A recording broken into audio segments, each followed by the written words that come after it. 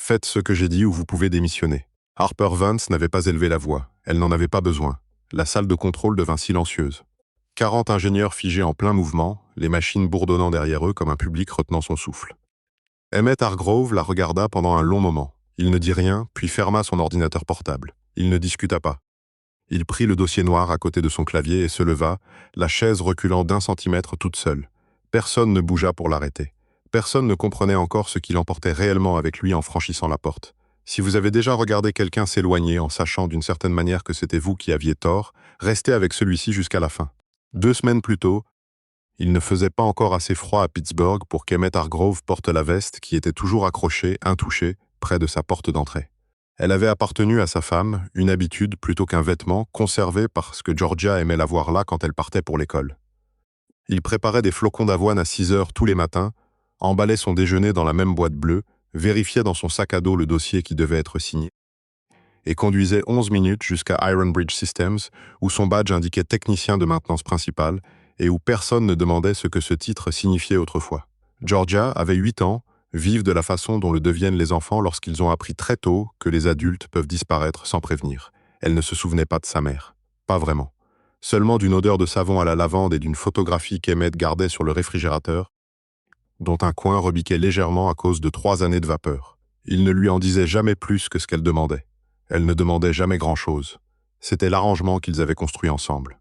Calme et fonctionnel, comme la plupart de ce qu'Emmett construisait. La maison elle-même racontait la même histoire. Un établi dans le garage avec chaque outil accroché dans son contour tracé, un calendrier sur le mur de la cuisine avec les entraînements de football de Georgia entourés aux marques bleues et rien d'autre dessus.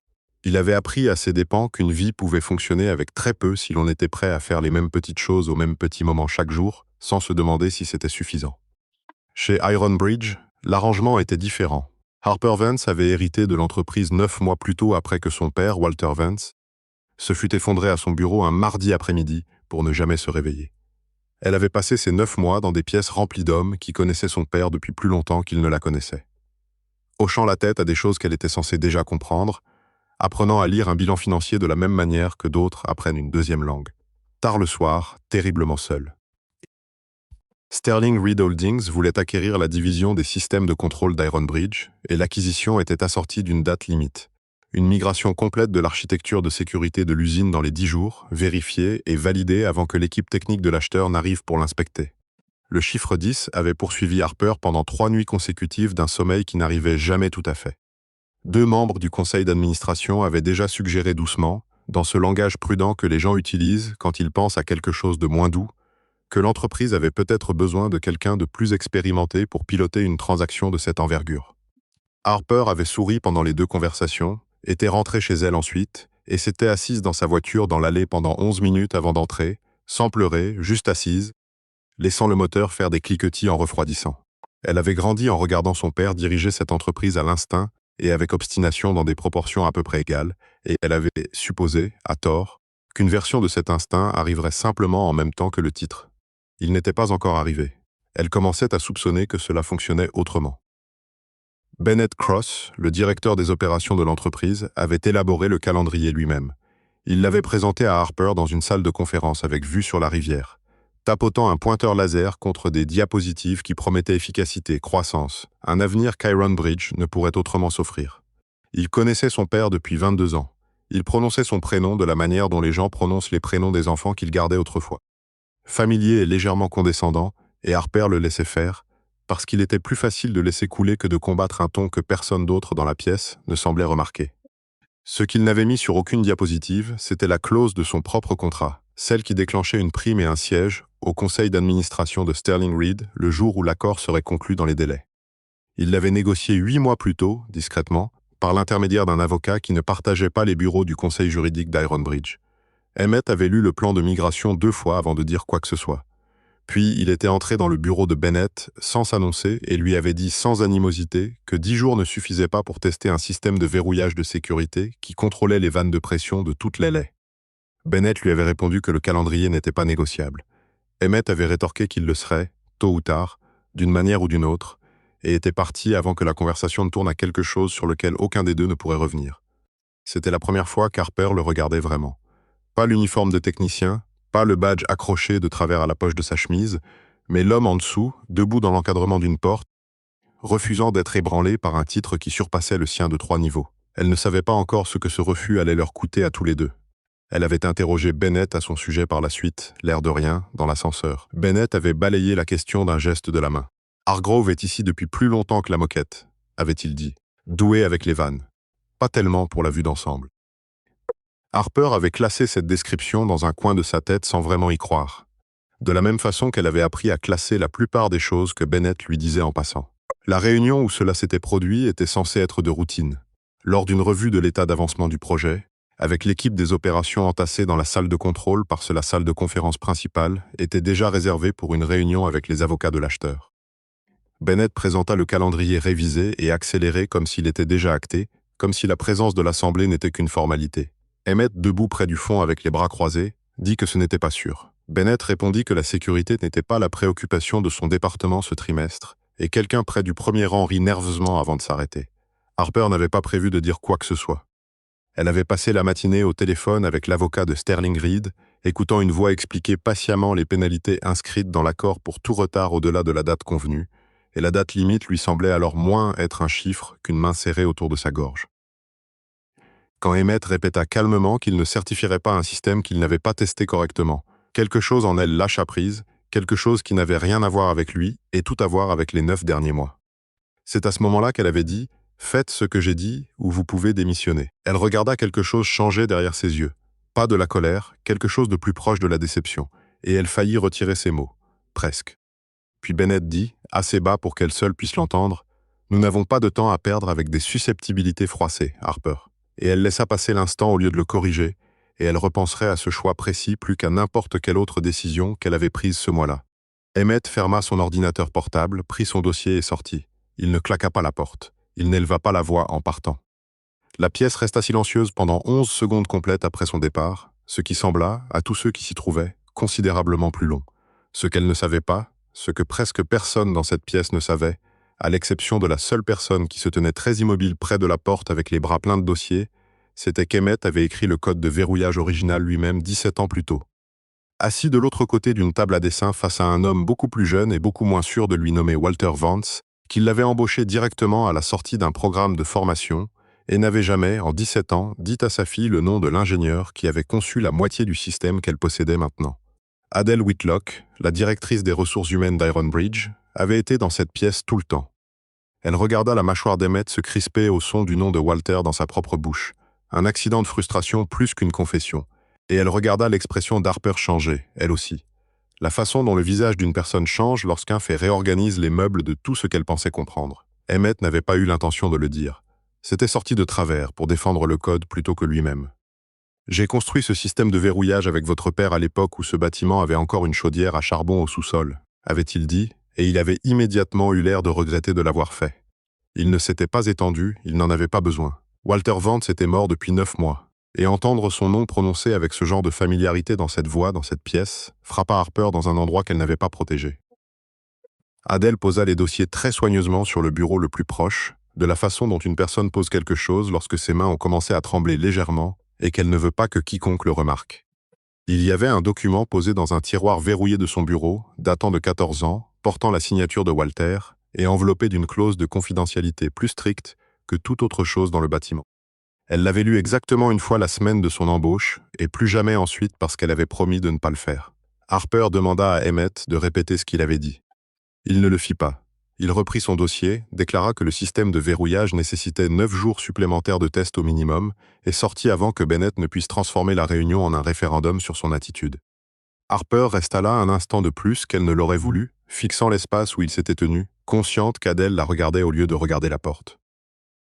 Plus tard dans la journée, lorsque la réunion se fut dispersée et que la pièce se fut vidée, Harper trouva Adele encore dans le couloir. « Savez-vous quelque chose à son sujet ?» demanda-t-elle. Adele soutint son regard une seconde de trop avant de répondre. « Je sais qu'il n'est pas celui que Bennett croit qu'il est, dit-elle, puis s'excusa avant que Harper ne puisse lui demander ce que cela signifiait. Ce soir-là, dans un bureau situé 3 étages au-dessus de celui où Bennett gardait son pointeur laser et ses diapositives révisées, Bennett Cross ferma sa porte et passa un appel qui n'apparaîtrait sur aucun registre téléphonique d'Ironbridge. Le négociateur principal de Sterling Reed répondit à la 2e sonnerie. Bennett confirma que le délai de 10 jours tenait toujours, confirma que son propre placement à la direction en dépendait toujours, et raccrocha avant que l'un d'eux ne dise quoi que ce soit qui puisse plus tard lui être cité lors d'une déposition dont aucun des deux hommes n'imaginait encore l'existence. Il ne mentionna pas Emmett Hargrove par son nom. Il avait déjà décidé que l'homme était un problème qu'il résoudrait sans avoir besoin de la permission de quiconque, et encore moins de celle d'Harper. Le lendemain matin, un mémo arriva dans la boîte de réception d'Emmett, signé par Bennett, réduisant la fenêtre de test à 5 jours et ordonnant que toutes les validations de sécurité passent directement par le bureau de Bennett au lieu de la chaîne standard qui existait depuis avant même qu'aucun d'eux n'y travaille. Emile le lut 2 fois à la table de sa cuisine pendant que Georgia mangeait des céréales en face de lui, fredonnant l'air d'un dessin animé qu'il ne reconnaissait pas, balançant ses pieds sous la chaise parce qu'il ne touchait pas encore le sol. Il ne lui en dit rien. Il ne ramenait jamais Ironbridge à la maison s'il pouvait l'éviter. Au travail, il répondit au mémo par 5 mots. Les tests se poursuivent comme prévu. Il ne mit personne en copie. Il sut à l'instant où il l'envoya que c'était le genre de petit refus qui finit par cesser d'être petit. Le genre qui, soit est oublié, soit est rappelé exactement au mauvais moment. Harper trouva l'échange transféré dans sa boîte de réception par Bennett, accompagné d'une note. Voici l'insubordination dont j'ai parlé. Elle lut les 5 mots d'Emmett 3 fois. Il ne sonnait pas comme de l'insubordination pour elle. Il résonnait comme les mots d'un homme qui se tient exactement là où il avait dit qu'il se tiendrait, refusant de se laisser convaincre de se tenir ailleurs. Elle faillit descendre sur le sol de la salle de contrôle pour lui parler directement. Elle n'alla pas plus loin que l'ascenseur avant que Bennett ne la rattrape dans le couloir, flanqué de 2 membres du conseil d'administration, discutant déjà des projections trimestrielles. Et l'instant se referma comme l'eau se referme sur une pierre. Cette nuit-là, Emmett resta tard pour effectuer des diagnostics que personne ne lui avait demandé de faire, vérifiant les réponses d'Evan par rapport aux données de référence vieilles d'une décennie parce que le nouveau calendrier ne permettait pas de vérifier une seconde fois, et il avait l'intention de le faire de toute façon, seul, sur son propre temps libre, avec les lumières de l'usine réduites de moitié et le bourdonnement des machines comme seule compagnie. Harper resta tard, elle aussi. 2 étages plus haut, fixant un tableur que Bennett avait construit pour justifier le calendrier accéléré et trouvant pour la première fois une colonne de chiffres qui ne s'additionnaient pas comme ils auraient dû. Elle ne savait pas encore ce qu'elle regardait. Elle savait seulement que cela la mettait mal à l'aise d'une manière que la date limite elle-même n'avait pas fait. Le malaise particulier de remarquer une porte laissée légèrement entr'ouverte dans une maison que l'on croyait verrouillée.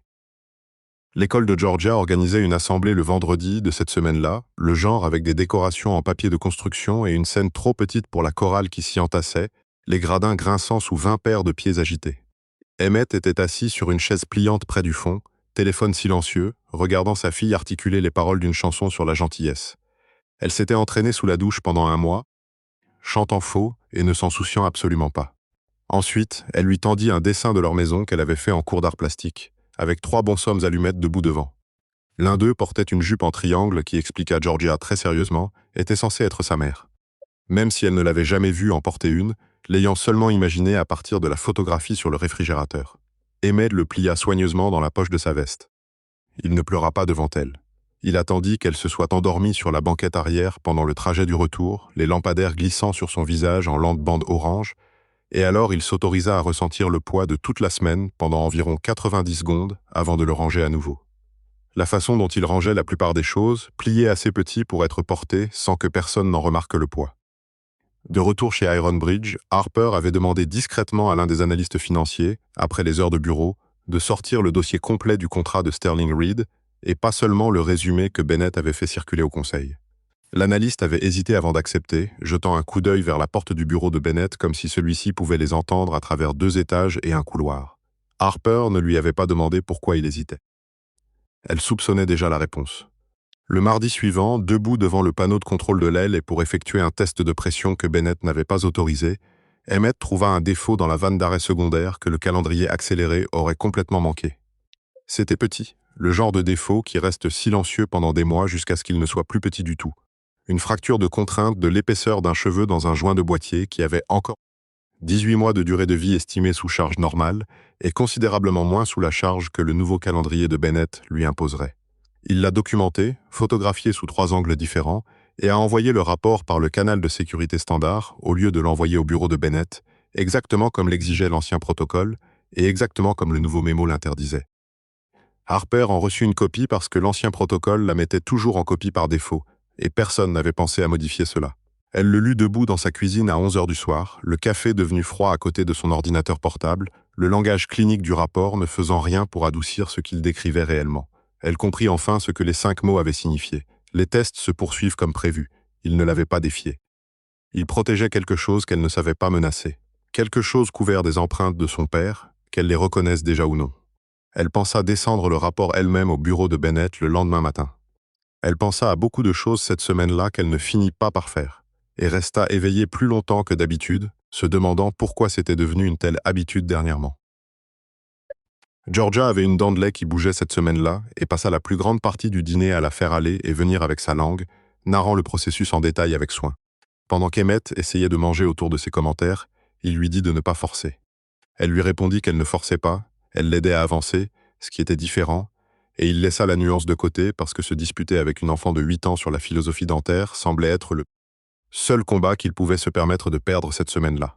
Plus tard, après qu'elle fût allée se coucher, il s'assit à la table de la cuisine, le rapport d'anomalie ouvert sur son ordinateur portable, le relisant comme si une 4e lecture pouvait révéler quelque chose que les 3 premières n'avaient pas montré, et ne trouva rien de nouveau, seulement la même petite fissure dans le même joint.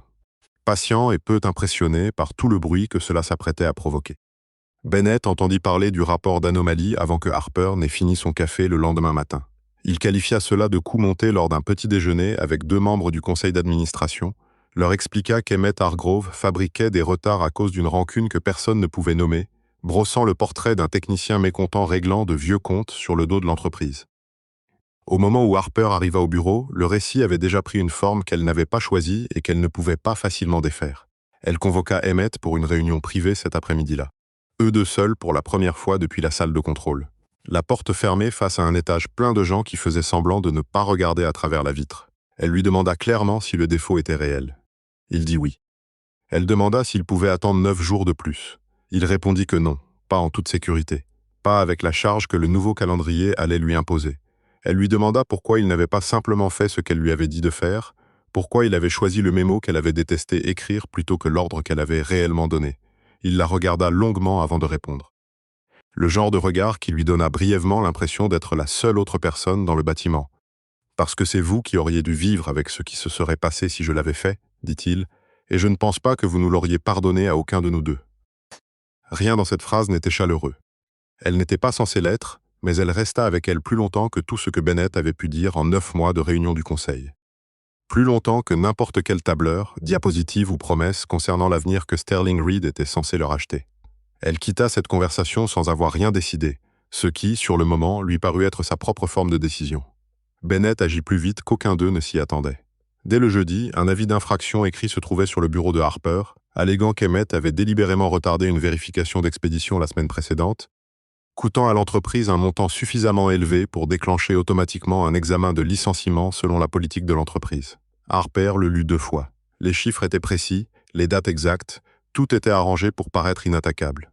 Construit par quelqu'un qui comprenait exactement combien d'attention un document nécessitait pour survivre et qui lui en avait accordé précisément ce qu'il fallait, et pas plus.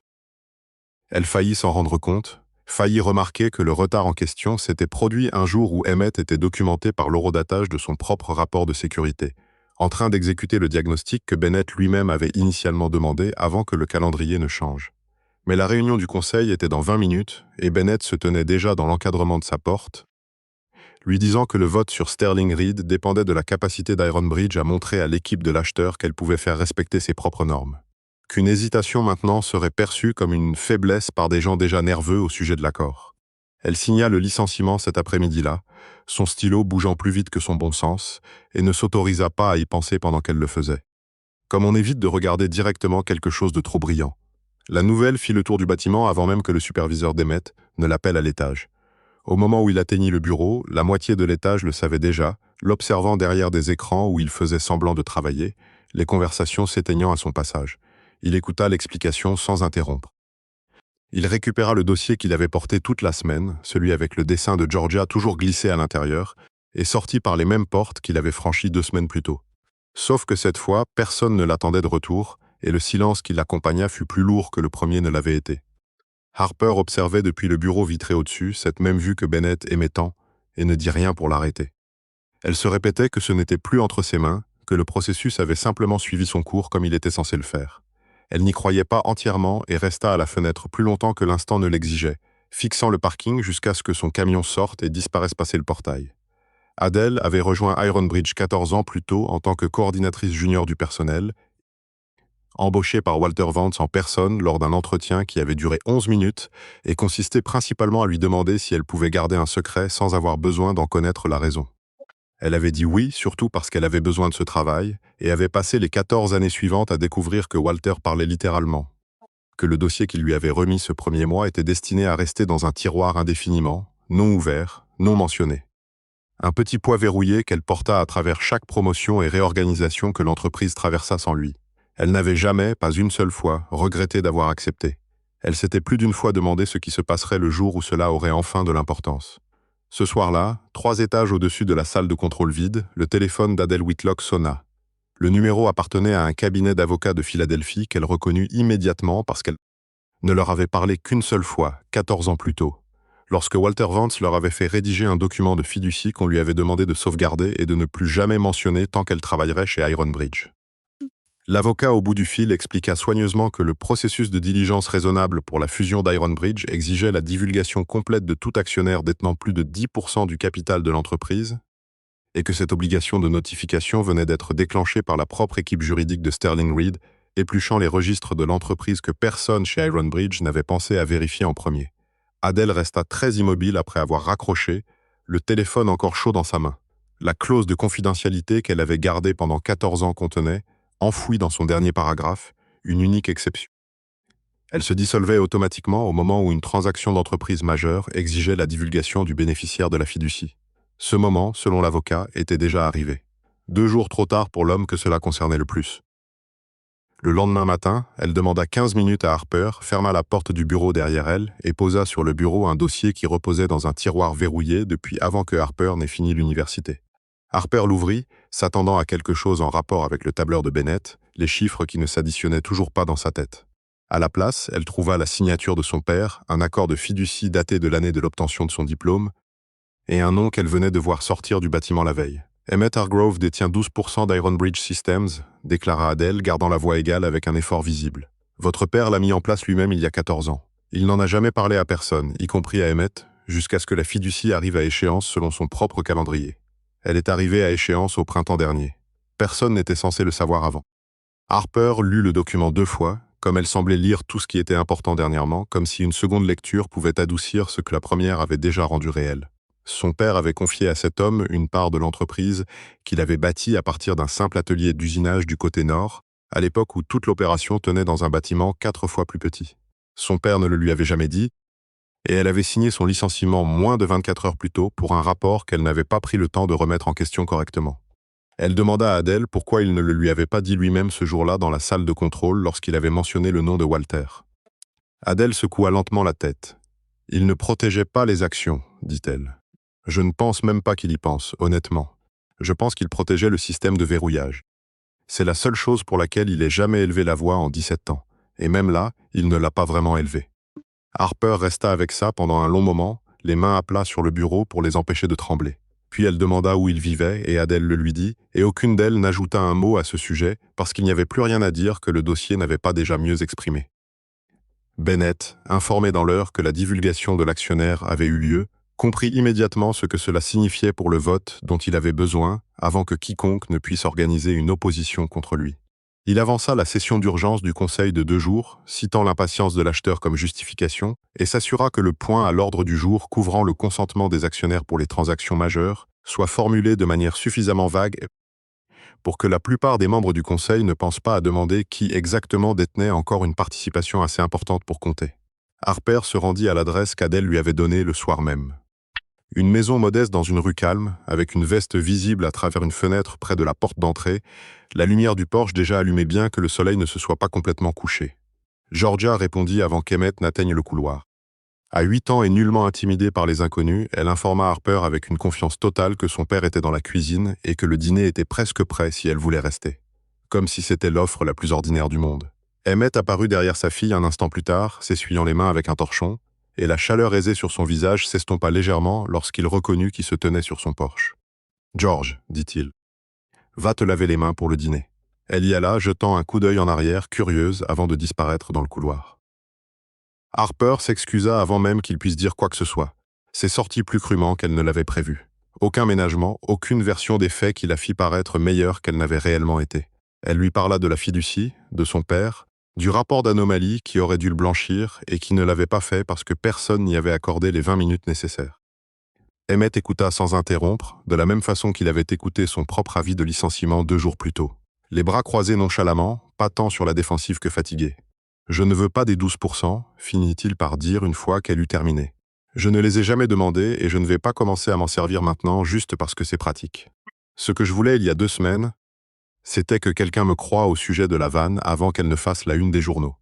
C'est tout ce que j'ai jamais voulu dans toute cette histoire. » Georgia, à moitié en train de mettre une 3e assiette à table sans qu'on le lui ait demandé, jeta un coup d'œil entre eux et ne dit rien, comme le font les enfants lorsqu'ils comprennent l'ambiance d'une pièce mieux que les adultes ne s'y attendent.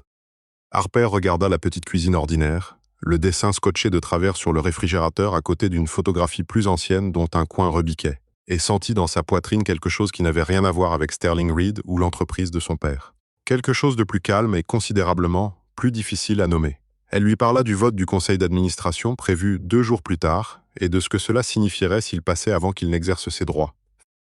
En tant qu'actionnaire, comment Bennett avait déjà manœuvré pour fermer la fenêtre avant qu'Emmett ne puisse l'emprunter. Emmett resta silencieux un moment, la mâchoire travaillant de la même façon que dans la salle de contrôle 2 semaines plus tôt. Puis il demanda si elle lui apporterait les données de test du système de verrouillage s'il venait. L'ensemble complet, pas le résumé. Elle répondit oui avant d'avoir fini d'y réfléchir, et le pensa plus sincèrement qu'elle n'avait pensé la plupart des choses qu'elle avait dites dans ce bureau au cours des 9 derniers mois.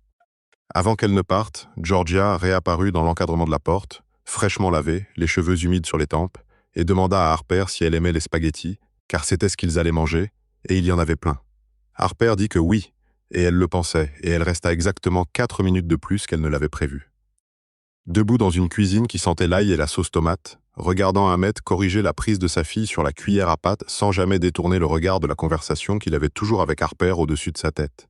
C'était la première fois en 9 mois qu'Ironbridge Systems n'était pas la chose la plus importante dans la pièce. Le conseil se réunit un jeudi matin. 12 membres autour d'une table que Bennett avait choisie pour sa vue sur la rivière. La même vue qu'il avait utilisée pour vendre le calendrier original 2 semaines plus tôt, la lumière du soleil coupant à plat à travers le bois poli. Il ouvrit la séance avec confiance, citant le calendrier de l'acheteur, l'élan déjà pris, le risque de perdre complètement l'accord si Ironbridge semblait incapable de prendre des décisions sous pression. L'histoire qu'il répétait depuis le moment où il avait entendu parler de la divulgation. Emmett entra 7 minutes après le début de la réunion. Harper à côté de lui, Adèle sur leurs talons avec son propre dossier. 3 paires de pas qui réduisirent la pièce au silence plus vite que tout ce que Bennett avait dit au cours des 7 minutes précédentes combinées. L'expression de Bennett ne changea pas immédiatement. Elle changea lorsque Harper présenta Emmett, non pas comme un ancien employé, mais comme un actionnaire ayant droit, en vertu de l'accord de fiducie que la propre équipe juridique de Bennett venait de déclencher à une voix dans tout vote impliquant un transfert d'actifs de cette taille. Ce qui suivit prit moins de temps que Bennett ne l'avait clairement espéré. Emmett présenta le rapport d'anomalie, le diagnostic horodaté et l'avis de licenciement basé sur des chiffres qui ne correspondaient pas à sa propre localisation documentée ce jour-là, disposant chaque document sur la table dans l'ordre qui rendait la contradiction impossible à manquer. Adèle confirma l'authenticité de la fiducie et la date à laquelle elle était arrivée à échéance. Sa voix était assurée maintenant, d'une manière qu'elle ne l'était pas la veille.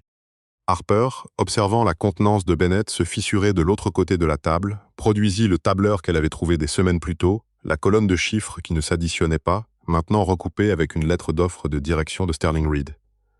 Adèle l'avait trouvé enfouie dans les mêmes documents de découverte qui avaient fait surface pour la fiducie, une lettre avec le nom de Bennett et une date de début conditionnée à la conclusion de l'accord, rédigée dans un langage que personne ne pourrait plus tard qualifier d'ambigu. Bennett essaya brièvement d'argumenter pour s'en sortir, qualifiant la lettre d'offre de routine, qualifiant le rapport d'anomalie de malentendu monté en épingle par des gens qui ne comprenaient pas les calendriers d'ingénierie. Il rappela au conseil d'administration à 2 reprises à quel point ils étaient proches de perdre l'accord complètement. Qu'un retard maintenant signalerait de l'instabilité à un acheteur déjà nerveux à propos de la transition. Que rien de tout cela n'aurait d'importance dans 6 mois si Sterling Reed s'éloignait parce qu'Ironbridge ne pouvait pas gérer un désaccord en salle de réunion sans s'effondrer. L'espace d'un instant, regardant 2 des plus jeunes membres du conseil d'administration échanger un coup d'œil, il sembla penser que cela pourrait encore marcher. Ce ne fut pas le cas. Personne autour de la table ne le crut lorsqu'il eut fini sa phrase. Et l'un des membres les plus anciens du conseil, une femme qui avait siégé aux côtés de Walter Vance pendant plus d'une décennie et se souvenait exactement du genre d'entreprise qu'il avait voulu bâtir, lui demanda froidement s'il avait l'intention de continuer à parler ou de laisser la salle voter. Le conseil vota par 9 voix contre 3 pour le suspendre dans l'attente d'un examen complet, et 2 agents de sécurité l'escortèrent vers la sortie par les mêmes portes qu'Emmett avait déjà franchies 2 fois. À la porte, il se retourna juste assez longtemps pour dire à Harper qu'elle regretterait d'avoir choisi un technicien de maintenance au lieu de l'accord qui aurait sauvé l'avenir de l'entreprise. Sa voix résonnant dans le couloir après que la porte eut déjà commencé à se refermer. Personne ne lui répondit. La porte se referma complètement sous son propre poids et la pièce exhala d'un seul coup, comme le fait une pièce après avoir retenu quelque chose pendant trop longtemps. Les semaines qui suivirent s'écoulèrent plus lentement que les 2 précédentes, de cette manière si particulière qu'a toujours la convalescence après la résolution d'une crise, quand l'adrénaline n'a plus nulle part où aller. Les indemnités de départ et le départ de Bennett furent gérés par les voies légales, discrets et définitifs, sans faire les gros titres, le genre de fin qui comptait énormément pour les personnes concernées et qui passait presque inaperçu partout ailleurs. L'accord avec Sterling Reed fut renégocié sur un calendrier plus long et plus sûr. Le système de verrouillage fut testé correctement cette fois, certifié sans aucun raccourci, exactement comme Emmett avait dit qu'il devait l'être dès la toute première réunion. Harper lui proposa de reprendre son poste dans la semaine. Pas celui qu'il avait quitté, mais un nouveau. Directeur de l'intégrité des systèmes, avec un salaire et un bureau qui correspondaient à ce qu'il faisait réellement sous un titre inférieur depuis plus longtemps que quiconque chez Iron Bridge ne l'avait compris ou pris la peine de demander. Il accepta à la condition que la récupération de Georgia à l'école reste non négociable. 15h15 tous les jours, sans exception pour les réunions du conseil, les visites d'acheteurs ou quoi que ce soit d'autre, que le travail pourrait éventuellement exiger de lui. Harper accepta sans avoir besoin d'y réfléchir, et elle le pensait aussi. Elle se tint devant tout le personnel 2 jours plus tard et déclara, sans tourner autour du pot, qu'elle s'était trompée, que le rapport d'anomalie était faux, que l'homme à qui elle avait dit de faire ce qu'elle disait ou de démissionner avait été la seule personne dans cette pièce à protéger réellement l'entreprise d'une erreur qui aurait pu coûter bien plus qu'une date limite. Emmett se tenait près du fond, les bras croisés de la même façon qu'il les avait croisés le jour où tout avait commencé, et ne dit rien.